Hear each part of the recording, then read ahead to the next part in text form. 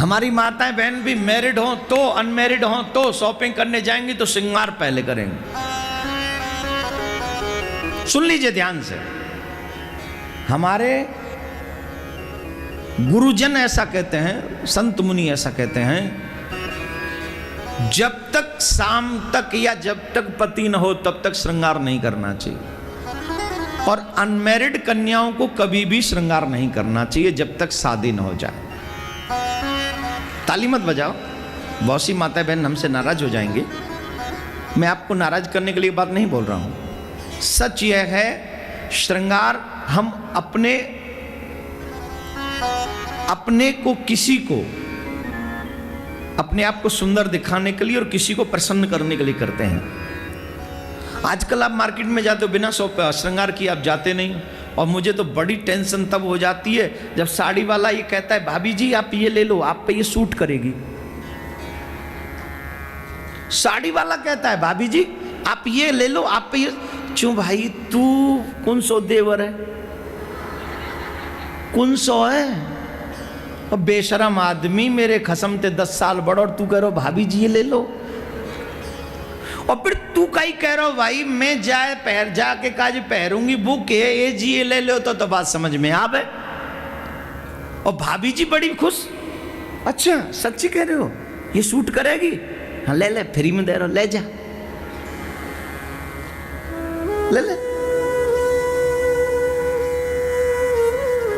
उसे कोई अधिकार नहीं है कि वो आपको ये कहे। इसका मतलब है कि आपने अपने आप को इतना फ्री कर दिया कि वो आपको इन तरह के वक्तव्य से संबोधित कर सके। ये अच्छे घर की बहू बेटी का काम नहीं। सबसे पहले तो कभी अकेले शॉपिंग करने मत जाओ। अगर जाना भी पड़े तो सीधे जाओ और सीधे चले आओ। इतना मत उसे ओपन होने दो कि वो तुम्हें भाभी कहे और सूट भी करवाए कि ये सूट है। क्यों? क्योंकि इससे आपकी मर्यादा भंग होगी। फिर वो आपका धीरे धीरे आप ही के घर पे साड़ी पहुंचाने लग जाएगा। ठीक है? अच्छा बनना बहुत मुश्किल है, बुरा बनना बहुत आसान। बहुत आसान है बुरा बनना, कोई बड़ी बात थोड़ी है। विद इन सेकेंड आप बुरे बन सकते हो। अच्छा बनने के लिए पूरी जीवन लग जाती है मेरे भाई बहन, पूरा जीवन लग जाता है अच्छा बनने के लिए। अगर कोशिश करना हो तो अच्छा बनने की कोशिश करो, मर्यादा में रहने की कोशिश करो। और जब आप मर्यादा में रहोगे, जब आपके माथे पे तिलक दिखेगा ना, भजन करती हुई झोली आपके हाथ में होगी ना, तो बड़े से बड़े राक्षस की हिम्मत नहीं होगी कि वो आपको भाभी जी और गंदे कमेंट कर सके। उसकी हिम्मत नहीं हो सकती आप। तो सबसे 2 चीजें याद रखें। पति साथ ना हो तो मेकअप करके आप बाजार ना जाएं। और जब तक आप बाजार में या घर से बाहर रहें तो बेवजह मुस्कुराते हुए पथ पर न चलें, रास्ते में न चलें। बेवजह न मुस्कुराएं, बिल्कुल भी आप मुस्कुरा कर नहीं जाएं। चुप जाइए, चुप आइए। मुस्कुराना हो तो अपने फैमिली मेंबर के बीच में मुस्कुराइए। वार्तालाप करना हो अपने परिवार के बीच में करिए, कोई टेंशन नहीं। और आई होप जो सीनियर लोग हैं वो मेरे बात से सहमत होंगे। और यंगस्टर्स थोड़े से मेरे से कह रहे होंगे महाराज कहाँ फंसा देते हो आप, कन्हैया को प्रसन्न करना है कि दुनिया को? जोर से बोलिए, कन्हैया को प्रसन्न करना है कि दुनिया को? पक्का? तो कन्हैया क्या ऐसे प्रसन्न होगा जैसे दुनिया होती है? कन्हैया को प्रसन्न करना है तो उसका रास्ता अलग है, और दुनिया को प्रसन्न करना है तो उसका रास्ता अलग है। हमारे मन में अशांति, हमारे घर में अशांति है इसीलिए है क्योंकि हमने दोनों ही रास्ते अपना रखे हैं। हम दुनिया को भी प्रसन्न करना चाहते हैं और हम कन्हैया को भी प्रसन्न करना चाहते हैं। तो वो एक शेर याद आ रहा है, खुदाई मिला ना विशाले शनम, यहाँ के रहे ना वहाँ के हम। हमें कुछ नहीं मिला, न यहाँ कुछ मिला न वहाँ कुछ मिला। अगर पाना चाहते हो, अगर मनाना चाहते हो तो एक रास्ते पे चले जाओ।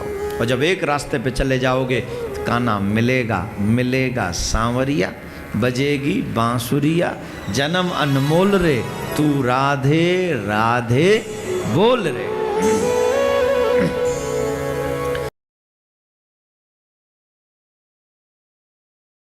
दुनिया का सबसे बड़ा दुख है गरीब होना।